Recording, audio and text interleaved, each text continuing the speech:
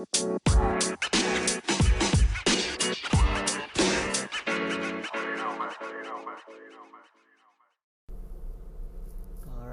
let's see if this is even gonna record.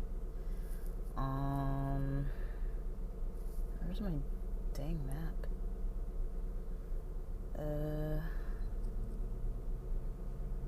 Okay.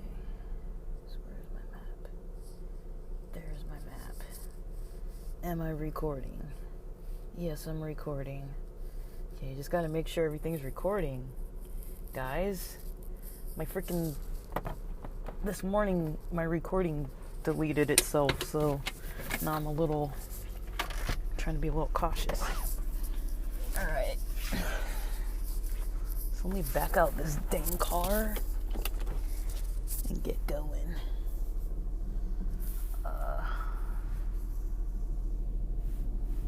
Alright. My brake pads sound a little grindy. That's how they always sound when I haven't been driving and things were getting wet from all the rain and people watering and everything like that. Damn it. Sorry. Jeez. Alright. Trying to adjust everything before I start driving. I'm not used to going places weekday nights, guys. But here we go. That's what we're doing today. Going out on a weekday night. At least that's what we're attempting to do. So, dude, my windows are part foggy windows, and I'm excited to be out. It's weird, I haven't been out in so long. They're Christmas lights. Like the last time I came out, I don't even know when, honestly. I gotta open this window a little. Get these windows kind of fixed. The cool thing about having a street that's so long before I get onto the actual highway. Okay. The cool thing about it is,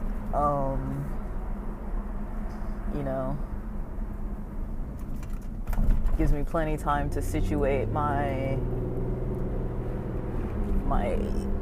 lights, my mirrors, my windows, everything.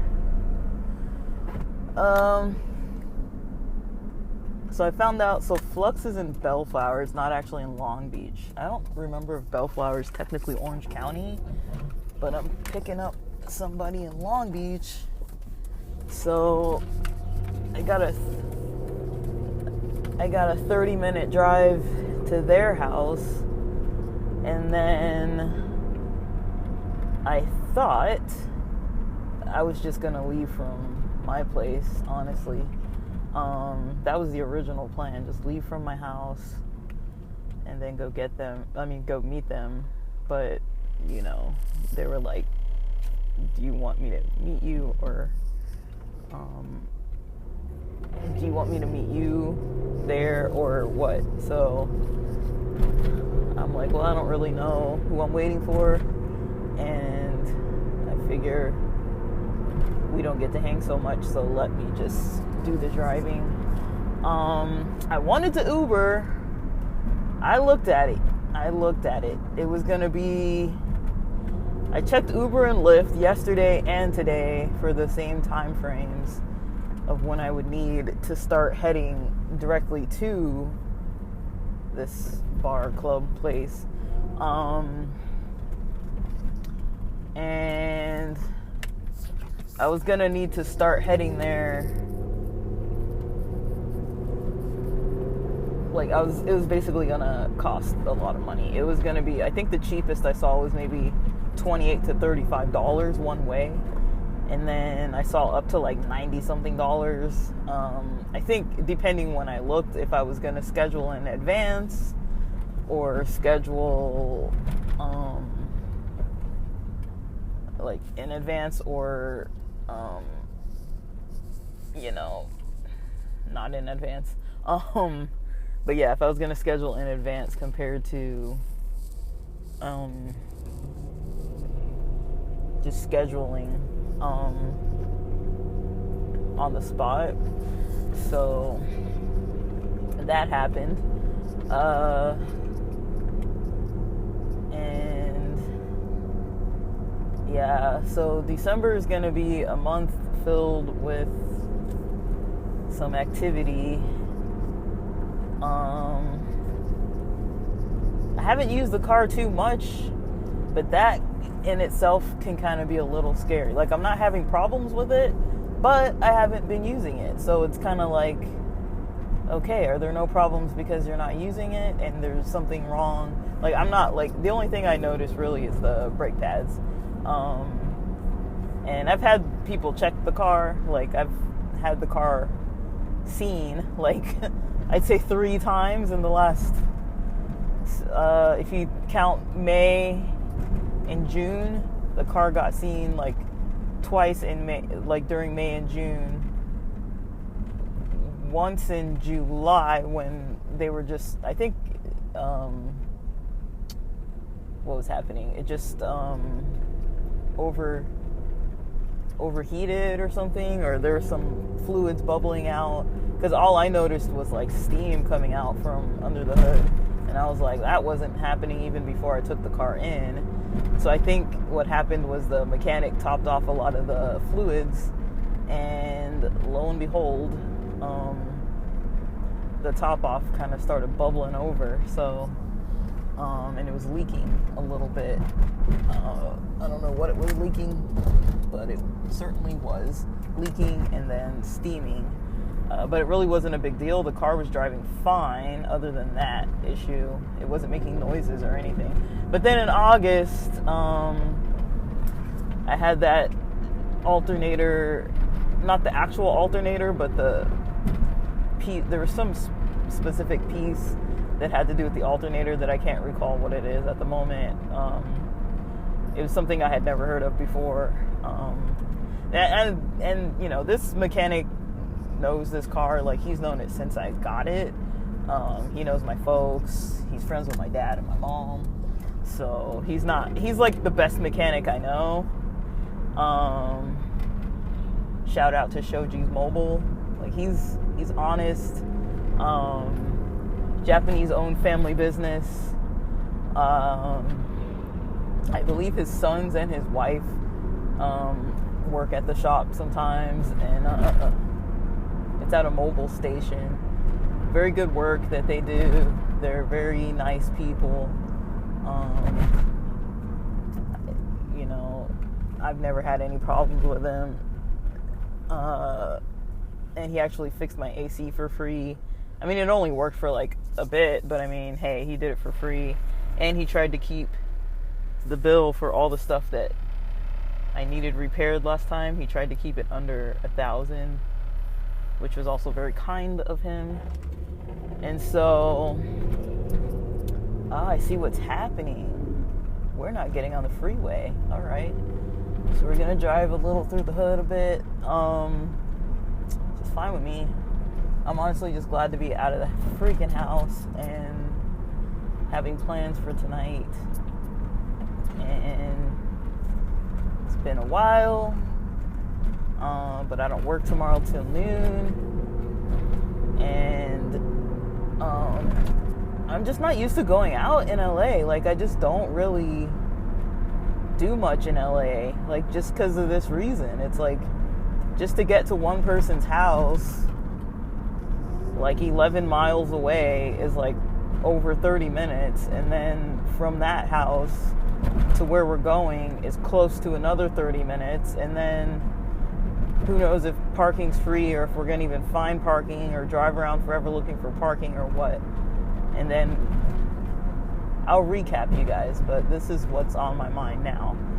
You know, you drive around looking for parking, get there. I already know we're going to get there late. I already told them that we're going to get there late. So, because I was tired after work and I didn't want to leave like at 6. I was like, I'm going to jump in the shower at like 7:20, 7:15. Like, sorry, 6:20, 6:15. Like, I'm not about to, you know, go too above and beyond. We can get there 15 minutes late. It should be fine. I hate being late, but it's like, I'm tired. I don't want to... I was trying to like relax a little bit because I was like, well, if I'm going to be driving and with people in the car, I don't want to be driving all like weird. Because when you're driving, you're tired, it shows. And when you're driving and you're tired and you're driving places you don't normally drive, places that you don't really know too well, and you're talking, I mean, like, my goodness, you know, it's like there's so much happening at once. So I don't even know, but this car in idle is just real rumbly. I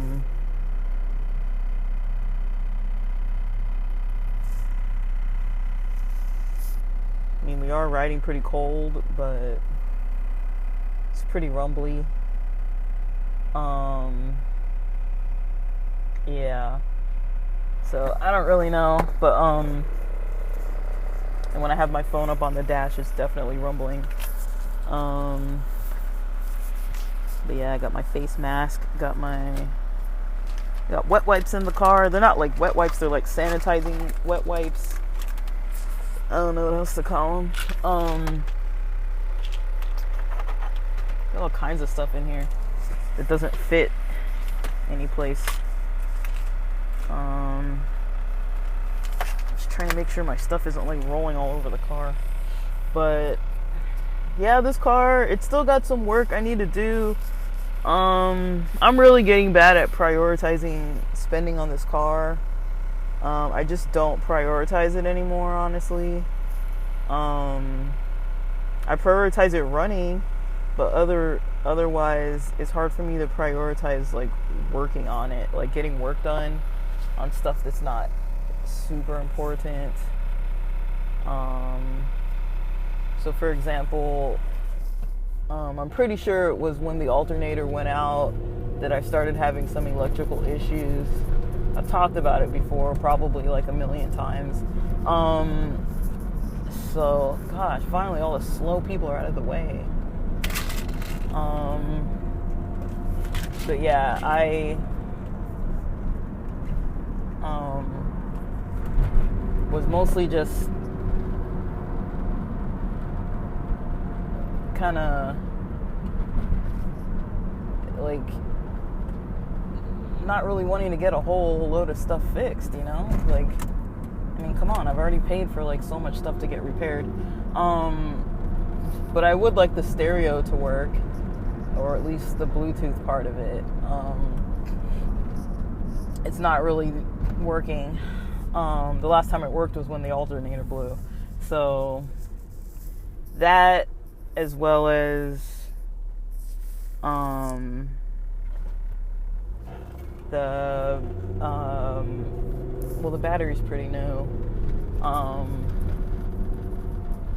But the lights, the interior lights, the mirror lights,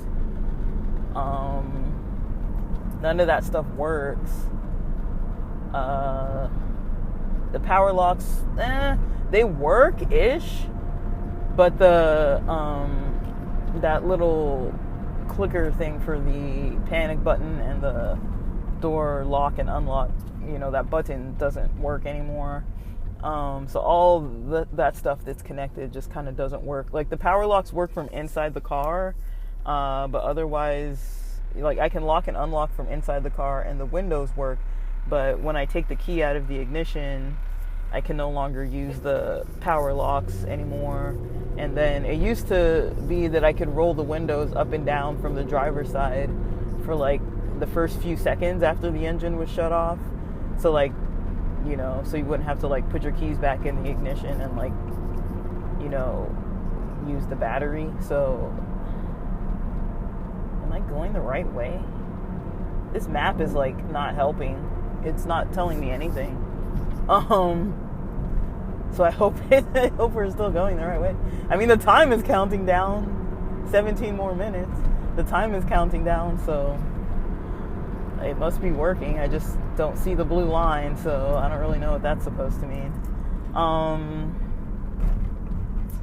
Yeah. I don't know, guys. I really don't like being late to stuff, but I also am kind of just like, whatever.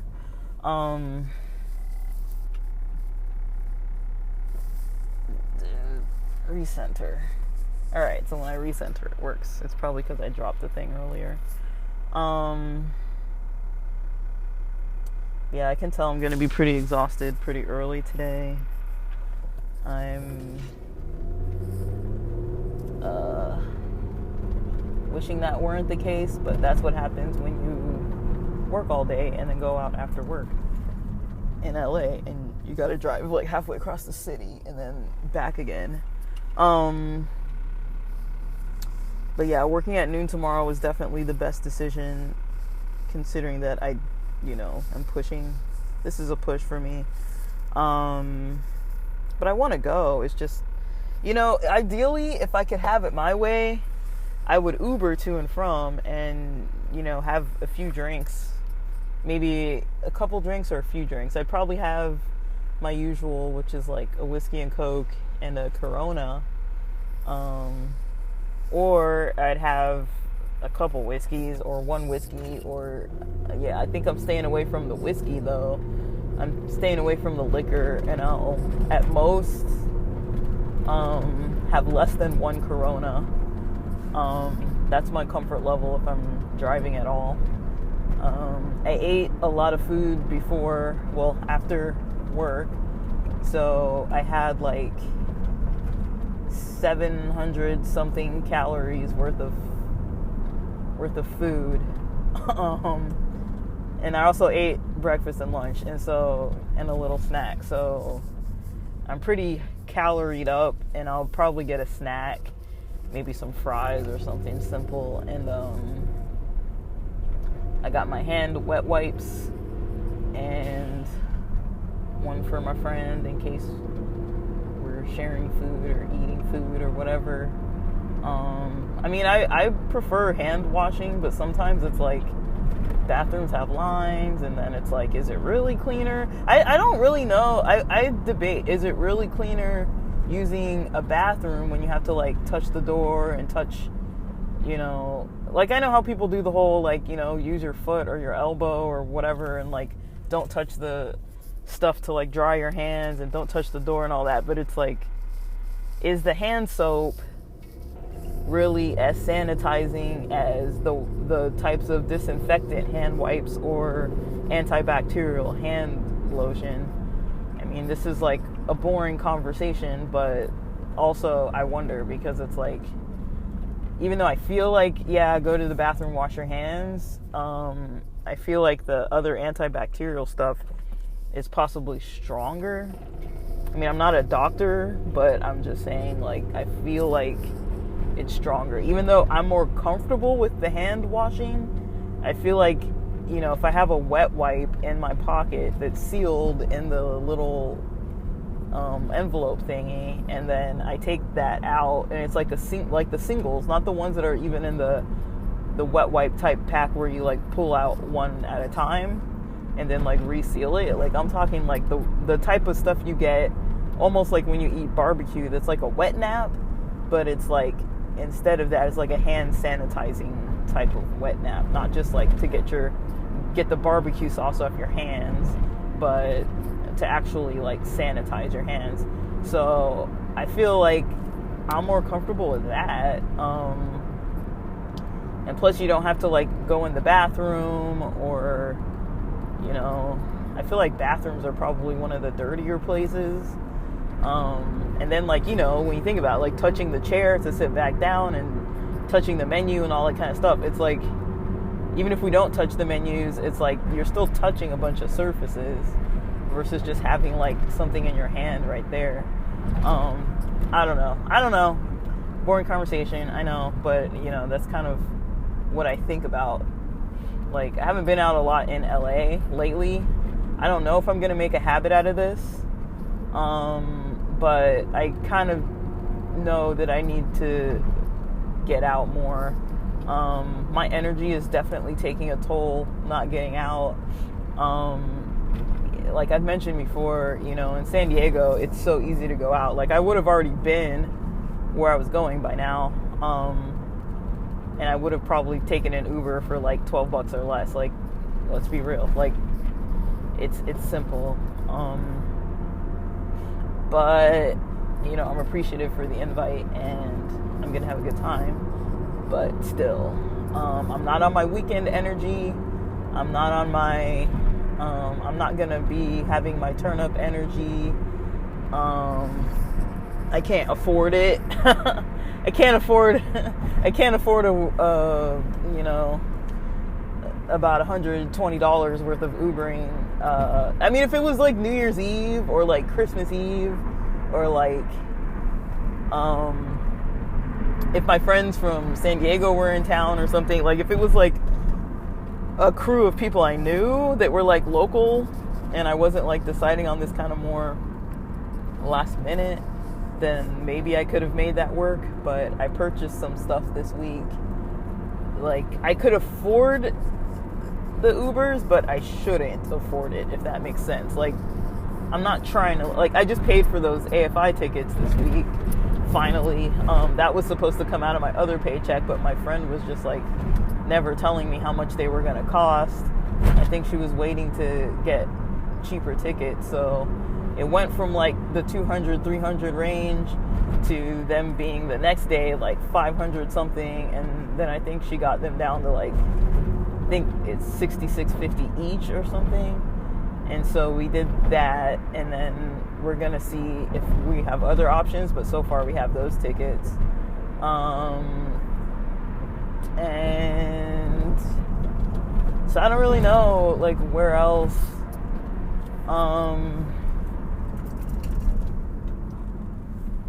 I kind of got to see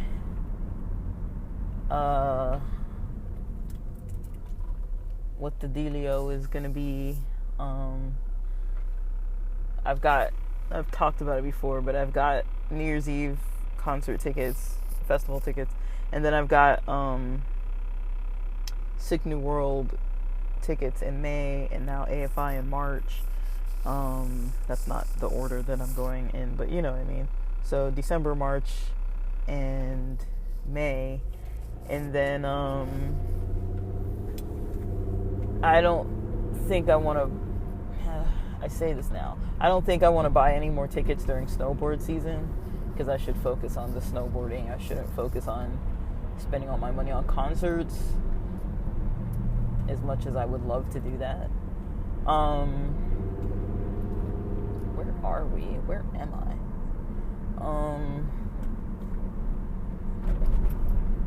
Alright, turn right after Jack in the Box, thank you. Oh my gosh. So, where's Jack? Okay. Take a chill pill. Speaking of chill pills, I didn't bring my chill pills. But, I did bring a vape pen that I'm not planning on using individually. I literally brought it in case somebody asks, or somebody mentions, like, hey, like, I wish somebody had a vape pen or something. Because I don't mind carrying them anyways. I carry it most of the time. So, for me, it's like a fun way to meet people, have a fun conversation.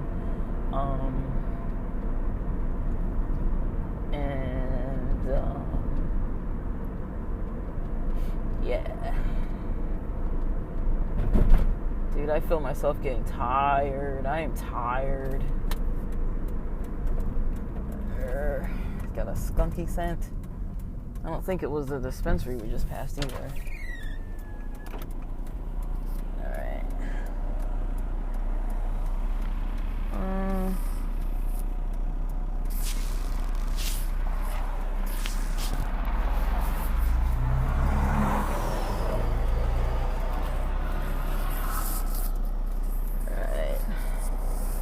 My hair's dry enough to kind of put my hat on now, so let's get that going.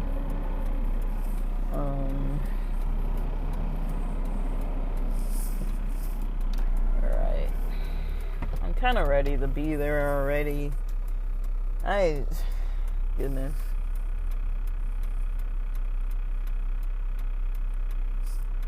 This is the only thing I'm really kind of not cool with LA, Orange County locations. It's just like, geez. Like, I know everything is far, but it's like 11 miles, 14 miles. Like, I'm not going really that far for it to take this long. But we're actually not even driving in traffic. This isn't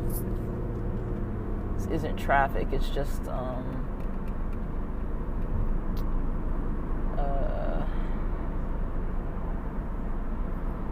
what do you call it? It's just, you know, I'm driving like highway streets and not the freeway. Dude, I hate these freaking like bus lane things. This bus is gonna screw me up. It said stay right. Does that mean? I don't even know. The sign has a weird glare. Let's hope this is the right direction. Yeah. I'm like all the way over by like the harbor. Goodness. Well, at least it wasn't like 5 o'clock. It was gonna take like an hour at like 5 o'clock one way. It was like 59 minutes or something. I was like, you gotta be kidding me. But that was just straight to the place. It wasn't to the friend pickup place first. Shit. Cops. Fuck, a lot of cops. Damn it. I'm not really speeding, but I'm not driving that slow either. LAPD. I'm not even gonna get started. Not my faves. Gotta be real. They never done anything for me. Not directly that I know about anyways. The only LAPD officer I knew more personally, I believe he was our DARE officer in junior high or high school. Well, I think I was still in junior high, but there's this friend that I kind of admired, who unfortunately is no longer with us, but she and him had a relationship. She was kind of always into like older guys, and they found one another. Kind of questionable how long they'd been in touch or whatever, or what was going on there. I mean, I can't say they didn't love each other. They were together for like a really long time.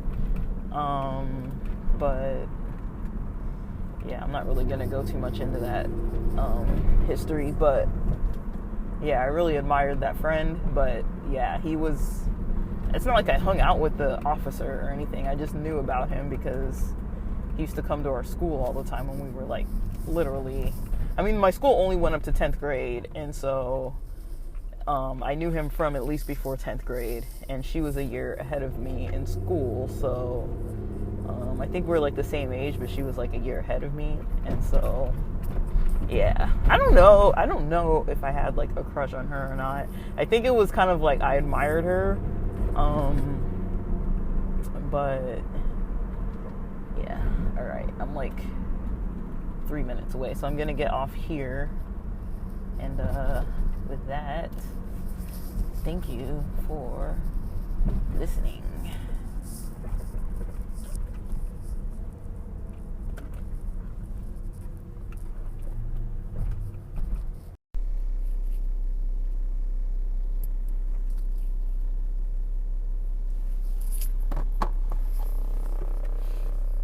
Alright. Well, I don't know which direction I need to be driving. I don't even know. Look, I'm always going the wrong direction. Alright.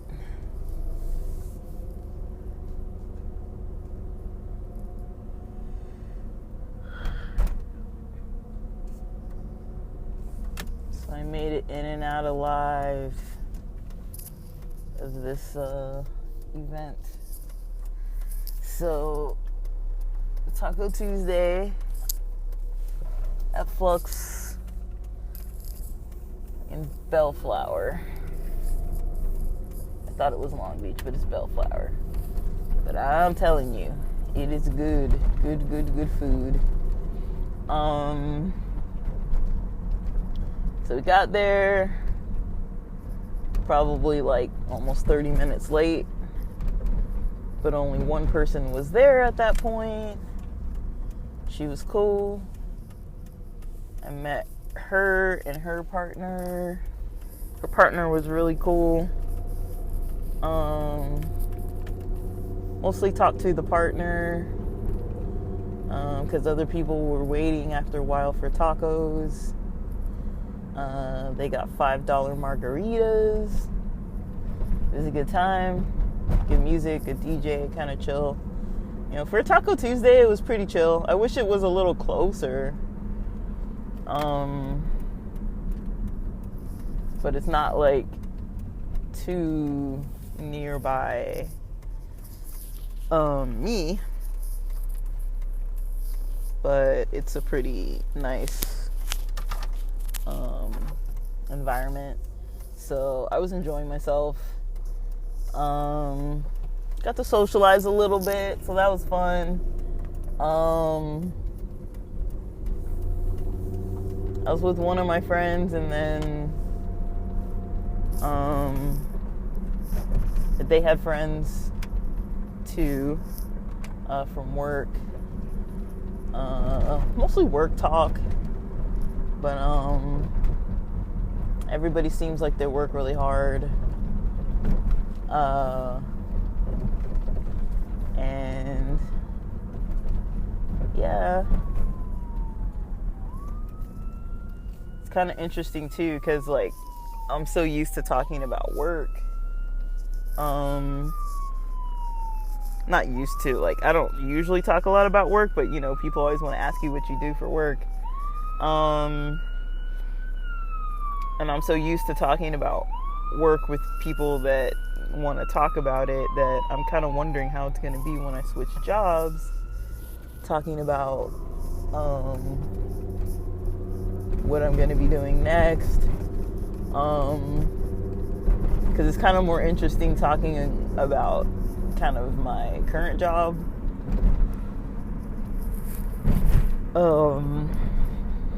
don't know, working in mental health, I think is kind of something people maybe vibe with a little more, or have more of an interest in talking about or learning about. But met some cool people.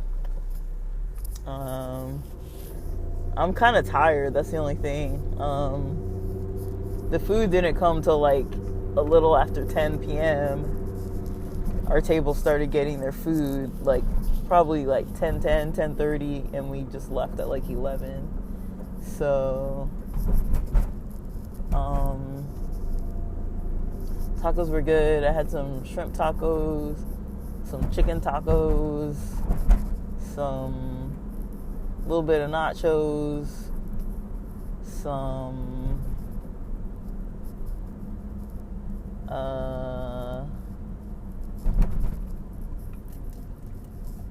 what else? A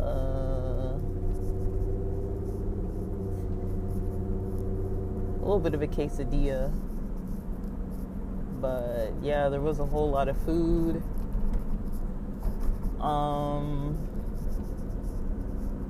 I felt like it was good food. I really liked it. And so yeah, I had a good time. Ate my fill, that's for sure. And now I just kind of want to go home and relax, rest, sleep soon.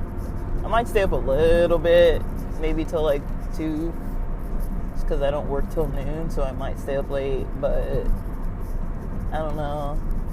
I kind of really thought, I was gonna want to drink more, but I don't know. Still more of a weed person, honestly. I had a margarita when I first got there, but of course it's easy to get concerned about being tired and driving I've been up since like 6:30 a.m. or something. But so yeah, when we first walked in, my friend's friend was already there. She was probably the most social of the crew, really nice. And then I met quite a few other people.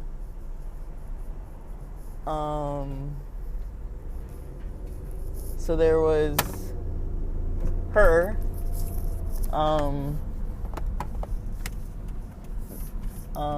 And then there was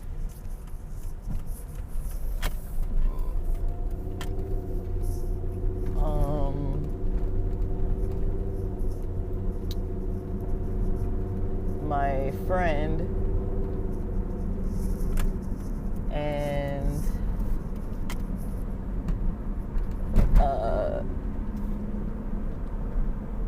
I already said that lady's partner, and then another couple where it was mostly just the one lady, and then her wife came after. And so yeah, we mostly just hung out, chatted about work, chatted about shows that people watch and stuff, and met somebody who came by, who was helping the first one, like this was like a couple hours in, helping the first one, kind of carrying drinks back to the table. And then she was pretty chill. I guess she'd been in there dancing by herself, but she was kind of cute. They're all kind of cute, all kind of sweet, cute people. And it was a good time. Like, everybody was kind of nice. I don't know. I definitely miss San Diego. Talked about it a lot. Just mostly like concerts, snowboarding.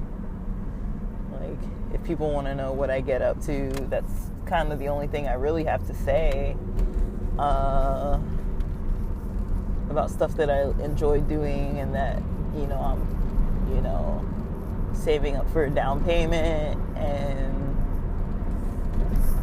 it's just about it. Like, I don't really have like a whole heck of a lot that I'm really doing.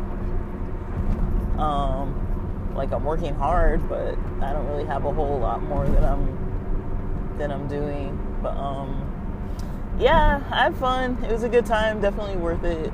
I'm I was kind of nervous, a little nervous, like not like too nervous, like a little nervous though. Kind of like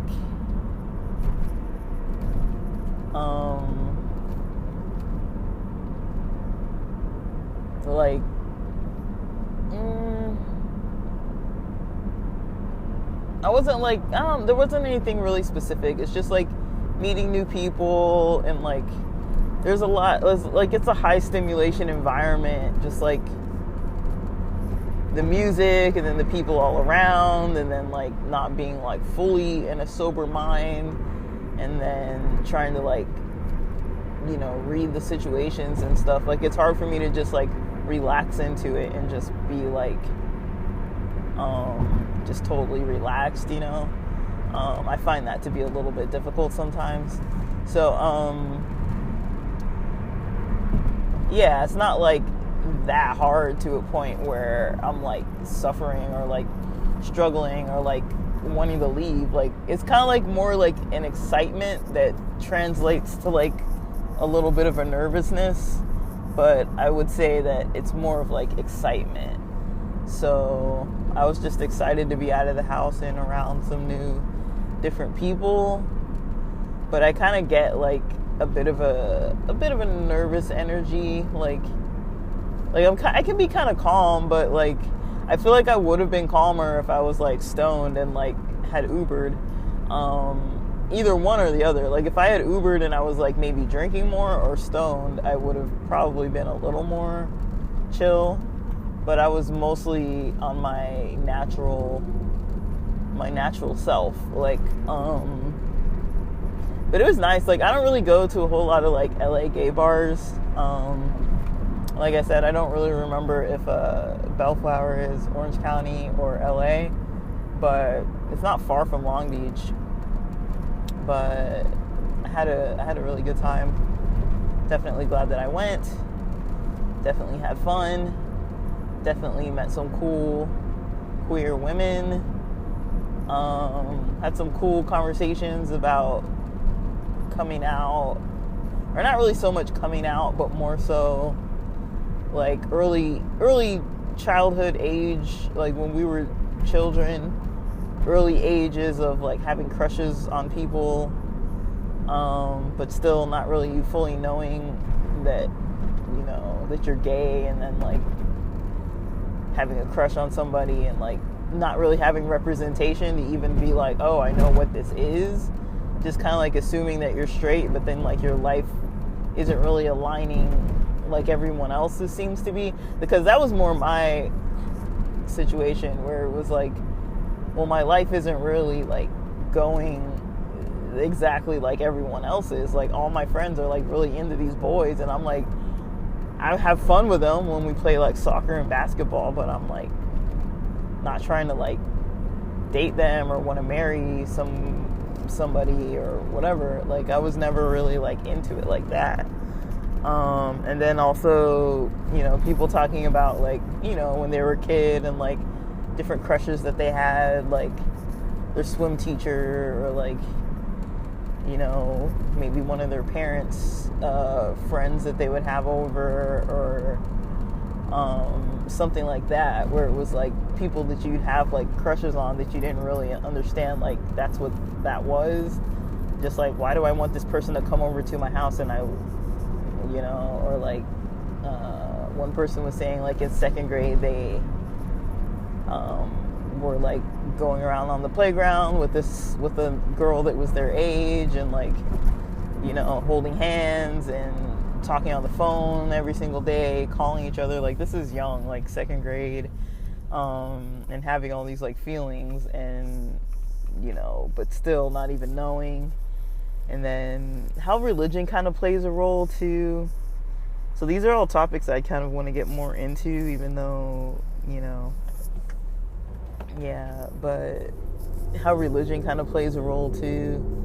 And so like religion can kind of make you feel maybe not fully understanding of your situation, or it can make you be like a little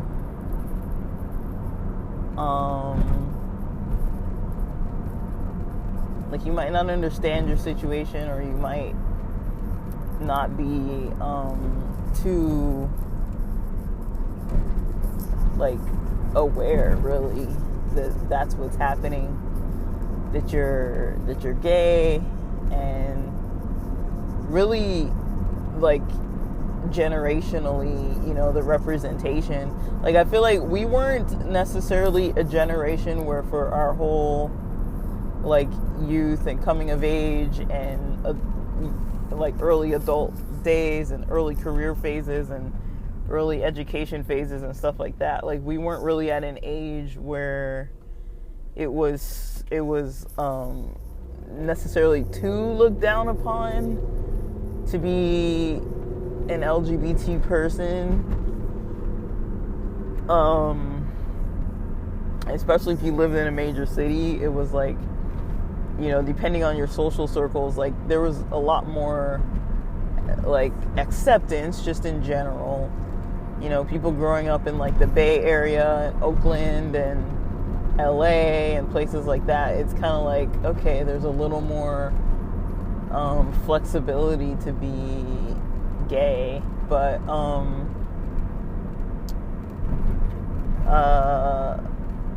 you know, it's, sorry, I'm yawning. Like, I'd say religion plays a role of, like, maybe not letting a person really fully open their minds to a situation. So, not really being able to, like, open their mind. And so, yeah, like, some people just don't open up their minds. And then, like, because they don't really know or think about it. Like, I think I've mentioned it before, though, like, multiple times, how, like, when I was growing up, you know, I had a lot of, you know, people around me telling me that I was straight, and I heard messages like, you know, when I did have gay friends or people who seemed like they were questioning, usually the response I would get from, like, family or people who were older than me was, oh, they're too young to know, they don't know, you know. And when you think of it, it's like almost all of us when we were younger had experiences that if we knew that, like, queer was like a thing, or if we knew more details about it. Like, I kind of knew what gay was, and how I learned that, I don't even know how I learned that. I mean, I know that when I had a friend when I was a kid, I think I was in 4th grade and they were in 3rd grade, and they came out to me saying that they were gay and had a crush on a girl, and I wasn't put off by it, and I was like, we're still friends, you know, like, I wasn't like, we're still friends even today, honestly, and, like, I wasn't put off by it, but I don't know how I knew they were gay. I mean, I don't know how I knew what gay was. Like, I really don't remember meeting, like, I remember there was this guy that was in the church who kind of lived with this really old lady, and I remember my mom talking to someone saying, like, oh, he's gay, or that the old lady found out something about him similar to him being gay or something. Wow, this road is rough. But I don't really remember, like, how I knew what it was. Like, I don't remember one day seeing, like, 2 guys kissing and then somebody being like, they're doing that because they're gay. Like, I was never really exposed to, like, gay people. I just knew that the church didn't like it when people were gay, and I kind of knew better than to really ask about, like, things related to, like, sexuality and stuff like that. That wasn't really, like, considered, like, appropriate conversation. And so, you know, I don't know how. I really don't know how I knew. Like, but I knew what it was. And then I'd say, like, I definitely gravitated towards, like, gay characters, gay media. Like, I used to watch Bravo a lot. I remember that show. I remember when Queer Eye for the Straight guy came out. I think my mom was the one who told me about that show. And then there was another show I used to like. It was called, like, Jonathan or something like that. It was about his salon. There were a lot of shows on Bravo. There was Will and Grace. I knew about Queer as Folk. I had a gay male friend who was, like, my age, who had, like, the whole series of Queer as Folk. And I remember him being gay, and liking one of my friends. And this was, like, at a really strict school. And I remember sometimes we'd kind of talk about homosexuality, like in our youth group. And I remember my youth pastor had a really positive outlook on people. Like, he was probably the first person that I encountered that didn't have like a completely negative outlook. And then I remember when, you know, I had some gay friends that I grew up with, a couple of them, that, you know, my parents knew they were gay, and they were never like mean to my friends or anything. Like, I remember my mom was always like nice to my friends and stuff, and like she would only really say stuff like, oh, like they don't really know because they're so young. But like, this is like 16 years old at this point, high school at this point, early college. It's like okay, like how old do you have to be? Like, how come when you're gay you don't know and you're confused, but when you're young and you're 5 years old you can have a crush on your teacher? Nobody's telling you, oh, it's because you're too young to be straight. Like, nobody tells you that, but people will tell you that you're too young to know that you're gay. So it's like, it kind of doesn't really make any sense. But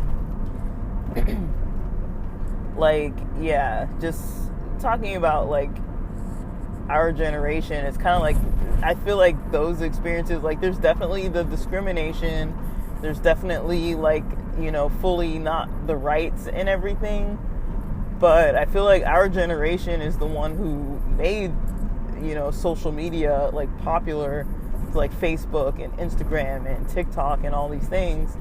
And so when the younger generations were coming up, we were the ones creating the content for the most part. And then the generation that comes after us, they're the ones that kind of know like all the stuff. Because yeah, that generation knows like all the stuff. So yeah, like it's kind of hard to really say.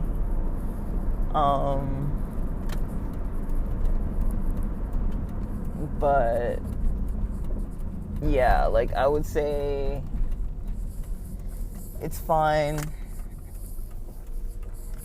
to, you know, kind of stay open about certain stuff. And like, it's nice to be able to talk about it with people who aren't gonna like debate you on it. Like, I wouldn't say I have a lot of straight friends that want to debate on things. But I would say that, you know, sometimes I have straight friends that want to debate on things. They want to be like, a little bit debating, on stuff.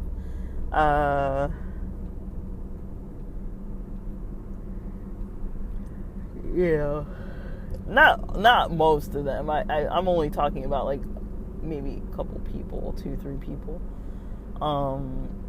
and then a few family members too. But it's like, people want to debate about, you know, things that you're explaining about your life, and it's like, dude, it's my life. You think I don't know?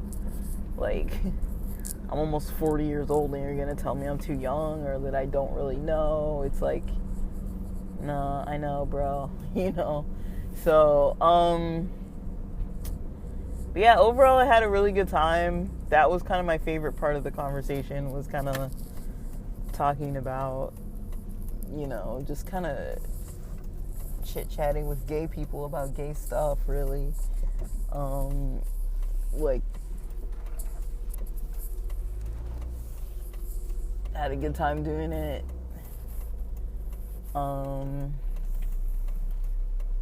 Made it back safe and sound to the house. Man, I am tired. I need rest. I need sleep.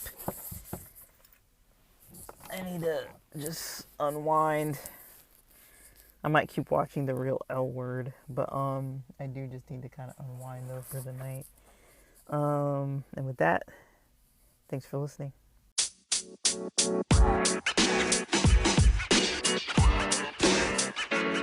know, man.